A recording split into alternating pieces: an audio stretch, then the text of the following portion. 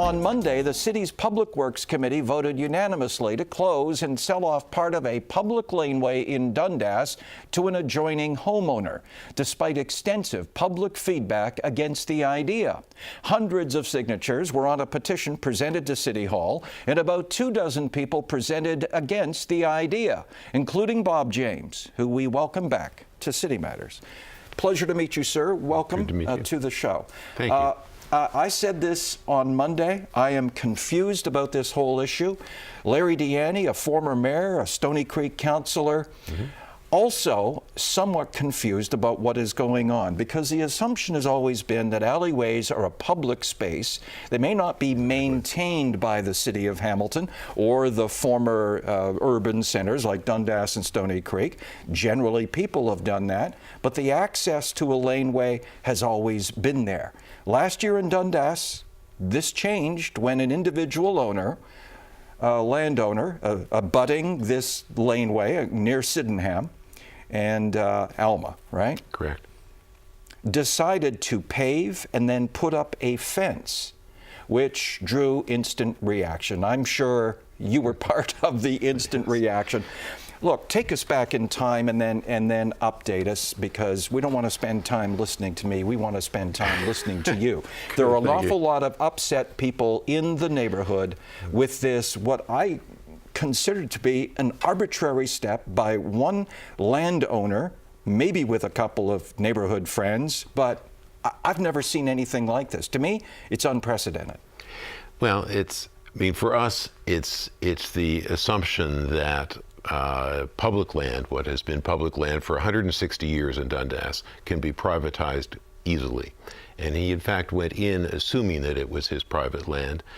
The fence was put up, the land was paved 3 weeks to a month before he even made an application to buy the land. So even if one looks at that, he was acting illegally. And in my estimation, that was an act of vandalism to change that public land into a private space, which is what he was intending to do. But he then made an application to purchase. The city has a process for that. Their policy, I believe, misguided, but their policy is that they don't like to maintain alleyways, both for financial reasons and because they're worried about liability. So they have a policy to try to get rid of unassumed alleyways. Our feeling is that this has been it's been assumed that this was an unassumed alleyway like many others in the city of Hamilton and Dundas, where the land is just not used. And that's not the case in this particular case. It's used by 40 to 50 people every day going through there, people on the way to a public school, which is right near there, a Catholic school, actually, I'm sorry. There's a picture of the laneway now, and there's the neighborhood. There's the neighborhood. Well, at the north end of that, across at the top of Alma Street, is actually now a separate primary school, Catholic primary school. Those houses are all there, and there you can see it once the fence was taken down after significant protest over the summer months. We were told that fence coming down was also along with the landowner withdrawing his application. That turned out not to be true, so we ended up having to organize to try to block the sale, unfortunately. But the good thing is that we managed to canvass all of the people within the required 400-foot radius. The Municipal Act mandates that the city has to notify people in 400 feet radius. Over 80%, we think 85, 86% of the people within that area said they were opposed to the sale of the land. We went wider than that, and in the end got 650 signatures of people who felt that in the neighborhood, the wider neighborhood, who felt that this was well beyond the pale and should not be privatized. So we've been fighting for this for, as you say, a year now. So Monday it went finally to the city council, or their department, their public works department, works. And they are the ones who voted to, in spite of the public protest and the public display of intent, they voted to privatize it. We took a look at the list of speakers and went, oh my goodness, this is almost as big as the LIRT list of speakers. We had 34 people there. Let me read from the CBC story. their interpretation of what the city's practice is, and that is to let an unassumed alley close if the abutting neighbors agree. While there has been considerable interest from residents, both in support and in opposition to the alleyway sale, the proposed sale is consistent with the city's practice. But it also comes at a time, and you and I were talking about this just before the show, when alleyways, not only in Hamilton, but around the world, actually are being looked at as public space that could house affordable housing. Absolutely. We have a crisis for affordable housing in this community, and if there is space where a singleton could be built, Sure. and we're reviewing that policy at this point in time, and yet we're doing this. So I have to ask you, in your estimation and your neighbors and those who signed the petition, is this a dangerous precedent by the city of Hamilton at this time? Dangerous, perhaps. Certainly, I'm afraid it could be a precedent because they're talking about consistent with existing practices. Well, this now becomes part of the existing practice.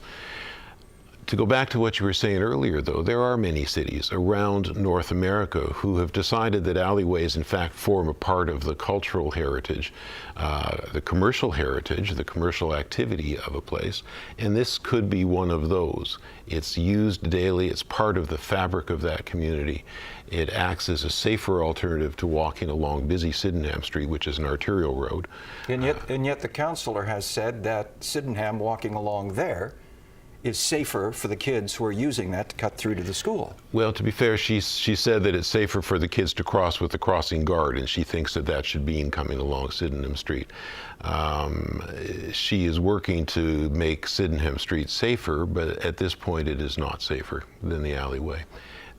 So, I mean, the issue of safety is an important issue because we're next to a primary school there, and you don't want kids hurt. There is a crossing guard at Alma Street, but all of us, including Councillor Vanderbeek, agree that the laneway itself is safe. The problem for children, the problem is when those children come out the end of the alleyway and go across to the school, they may be crossing in mid-block, and there's a lot of traffic at school opening and school closing times. So there's a concern there. Those concerns can be dealt with in other ways. Len Medeiros is and I have to bring this up, he is the landowner who has unilaterally made these moves, is applying, has now been rewarded, apparently, at least all the way to Public Works.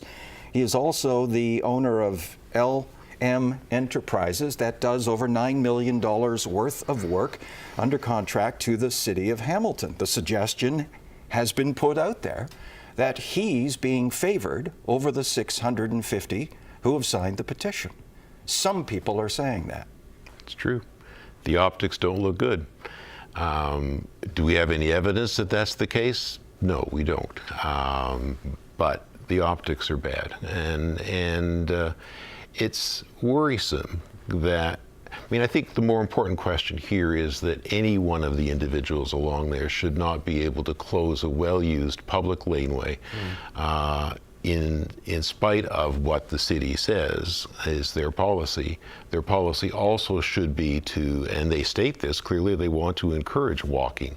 They say that their goal is to make a safe environment for seniors and for children. The alleyway serves that. They say that their mission is to have collective ownership of public property. This is public property. Collective ownership makes a lot of sense. Private ownership does not. And I think that's the more important issue. Yes, it does not look good. We can't prove anything, but it does not look good that this particular landowner has a large amount of contracts with the Public Works Department, which is the same department that makes the decision on this alleyway. So it's you got to, I don't want to put too much innuendo in this, but it doesn't look good. As you said, optics. This is a nice-looking alleyway, laneway. It is. In a very nice neighborhood. It is. In a nice town. It is. And yet, Mr. Medeiros says things have gotten a little bit ugly, that people are flipping him the bird, people are swearing at him for his actions. I mean, how nasty, Bob, has it gotten over this issue? Well, we need to point out that he did say that at the department meeting on Monday, the committee meeting on Monday. Many of the people in our group have pointed out that Mr. Medeiros is also flipping the finger at many of our people as well. So it's not all one-sided by any means. I think, again, to go back to what I said earlier, the initial act here was an act of vandalism. It's an act where he put up a fence, privatized a public space, paved that land which was not paved before and was quite adequately, managing. And he's the one who initiated all of this. It was fine before that. We have lived for 160 years without laneway. It has not been a problem. The people have not been hurt in there. There is some vandalism that goes on in there, of course, as there is in any street, but no more than in any street. We've got about 30 seconds left, and you have one more opportunity, and that's City Council. Yes. So how are you going to rally the troops? City Council normally, as a routine, will pass the committee's decision without discussion. We hope to raise some discussion there, and perhaps some of the councillors may be able to rally to our side. And beyond that, we don't know. Bob James, thank you. City Matters at noon, 4, 6, and 10 p.m. on Cable 14, and anytime on cable14now.com.